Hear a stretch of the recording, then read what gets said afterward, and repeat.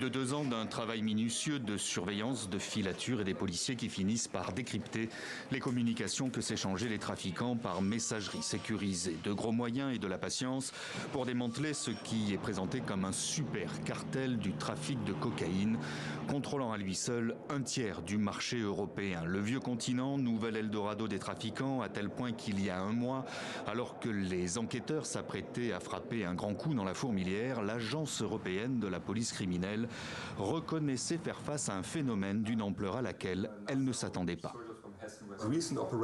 Des opérations récentes ont montré que le problème est plus vaste et plus grave, que les réseaux de criminalité organisée sont mieux connectés qu'on ne le pensait, qu'il existe davantage de réseaux organisés, qu'ils sont plus violents et plus audacieux.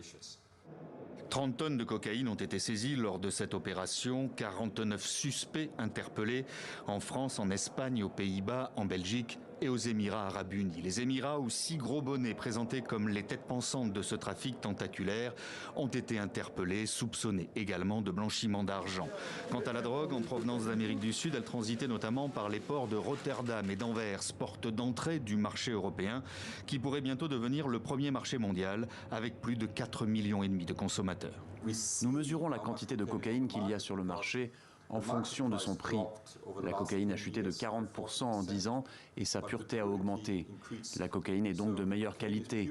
Elle est beaucoup moins chère, ce qui explique qu'il y en a tellement sur le marché. C'est pourquoi nous disons que l'Europe est vraiment inondée de cocaïne. Et pour les trafiquants, les bénéfices sont colossaux. 1 kilo de poudre blanche acheté 700 € en Amérique latine coûte jusqu'à 28 000 € une fois arrivé dans les ports européens. Chaque année, les saisies battent tous les records en Europe. 240 tonnes en 2021 contre 70 il y a 10 ans.